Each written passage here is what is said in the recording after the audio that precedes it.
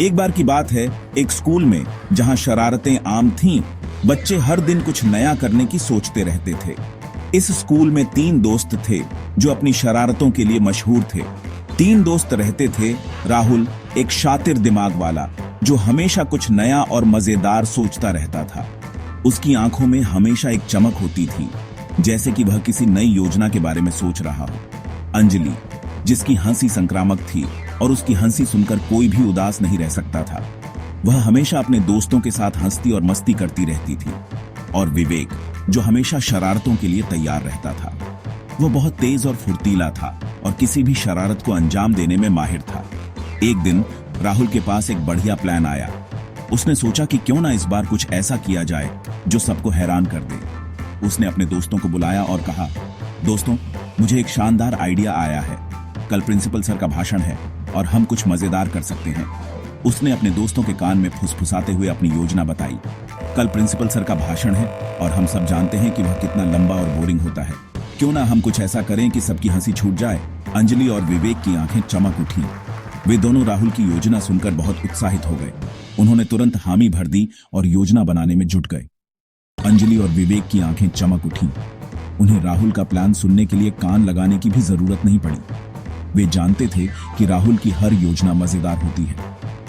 उन्होंने ध्यान से राहुल की बात सुनी और अपनी अपनी राय दी। वे सब मिलकर योजना को और भी मजेदार बनाने की कोशिश करने लगे। हर कोई अपने अपने तरीके से कुछ नया जोड़ने की कोशिश कर रहा था। राहुल की हर शरारत का मतलब था हंसी और मस्ती की एक नई किश्त।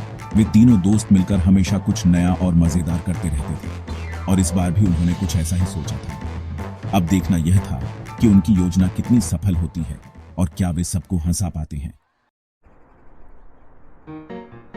अगले दिन स्कूल के सभी बच्चे असेंबली में बैठे थे। सभी की नजरें स्टेज पर थीं, जहां प्रिंसिपल सर अपनी प्रेरणादायक भाषण देने वाले थे।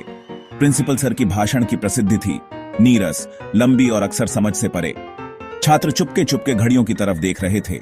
उनकी बेचैनी स्पष्ट थी। यह राहुल और उसके साथियों के लिए परफेक्ट मौका था। जब प्रिंसिपल सर भाषण दे रहे थे, राहुल चुपके से अपनी जेब से खुजली पाउडर का एक छोटा सा पैकेट निकाला। यह उसकी सीक्रेट वेपन थी। उसने धीरे से पाउडर अंजलि की तरफ सरका दिया, जो फिर उसे विवेक तक पहुंचा देगी। उनकी गुप्त योजना कार्रवाई में थी। विवेक, जो स्टेज के सबसे करीब बैठा था, धीरे से और सावधानी से पाउडर प्रिंसिपल सर के माइक्रोफोन पर छिड़क दिया। कुछ ही सेकंड में प्रिंसिपल सर को अपने नाक और चेहरे पर एक अजीब सी खुजली महसूस होने लगी। यह खुजली इतनी अचानक और तीव्र थी कि वह खुद को रोक नहीं पाए। पहले तो उन्होंने इसे नजरअंदाज करने की कोशिश की, लेकिन खुजली बढ़ती ही जा रही थी। उन्होंने अपना भाषण रोका और अजीब अंदाज में अपनी नाक को रगड़ने लगे। छात्र हैरान थे। कुछ छात्र तो अपनी हंसी रोक नहीं पाए, जबकि कुछ ने सोचा कि प्रिंसिपल सर को क्या हो गया है। कुछ चिंतित थे, जबकि दूसरों को लगने लगा था कि यह थोड़ा मजेदार है। कक्षा में एक अजीब सी हलचल मच गई थी। कुछ छात्र एक दूसरे से फुसफुसा रहे थे, जबकि कुछ ने अपने मोबाइल फोन निकाल लिए थे ताकि इस अजीब घटना को रिकॉर्ड कर सकें। खुजली तेज होती गई और प्रिंसिपल सर बेकाबू होकर अपनी नाक और चेहरे को खुजाने लगे। उनकी हरकतें इतनी अजीब और अनियंत्रित हो गई थीं कि कक्षा में हंसी का माहौल बन गया था।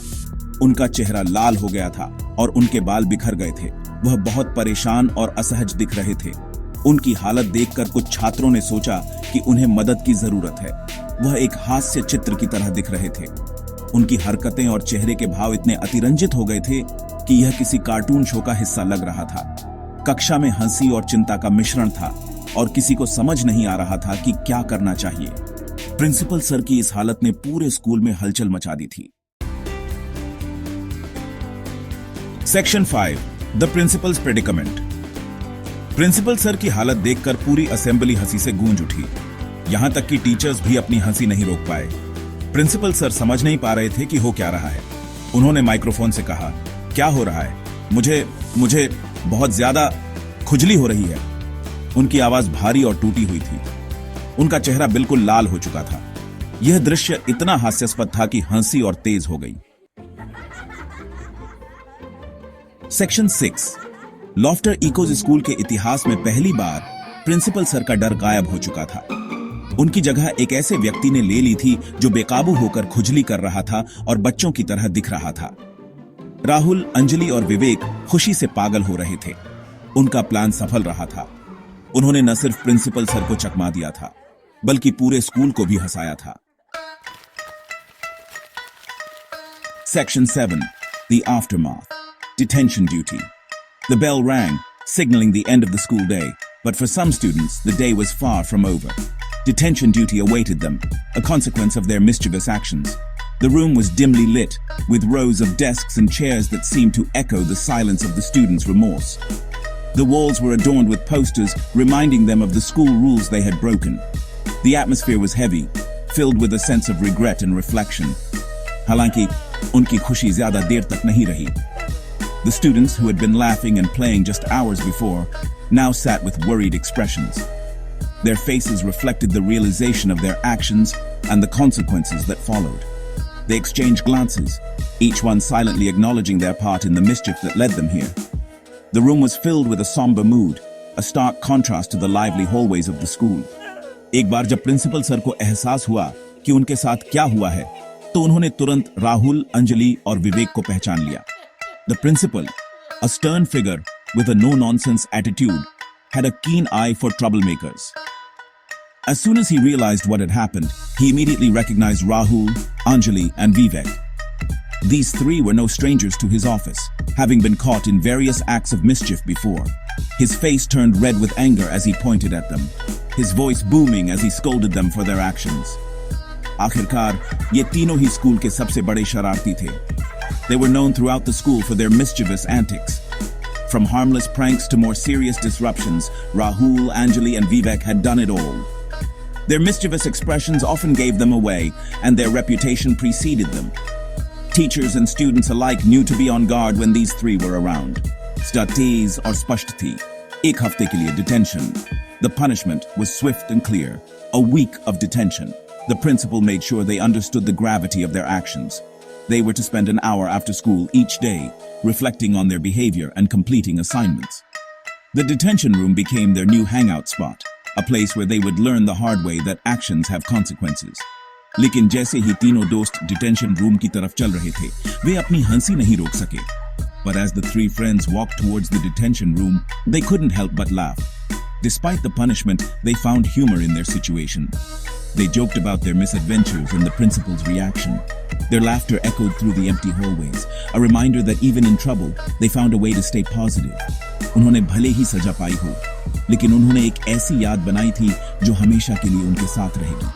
They had received their punishment, but they had also created a memory that would stay with them forever. The week of detention became a bonding experience, a story they would tell for years to come.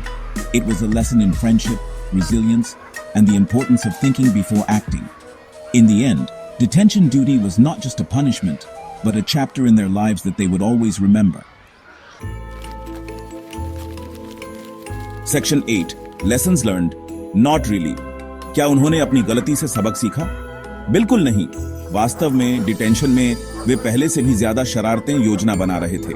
आखिरकार थोड़ी सी शरारत कभी-कभी जिंदगी को और भी रोमांचक बना देती है. स्कूल की सुस्त रूटीन में उनकी शरारतें एक ताजा हवा का झोंका थी, जो सभी को याद दिलाती थीं कि जिंदगी को बहुत ज्यादा गंभीरता से नहीं लेना चाहिए. Section 9. The show must go on. और इस तरह राहुल, अंजलि और विवेक की कहानी एक किंवदंती बन गई, जो स्कूल की दीवारों के भीतर गूंजती रही, हर पीढ़ी को थोड़ी सी शरारत करने और जिंदगी के हल्के पल का आनंद लेने के लिए प्रेरित करती रही. आखिरकार थोड़ी सी हंसी कभी किसी को नुकसान नहीं पहुंचाती है ना?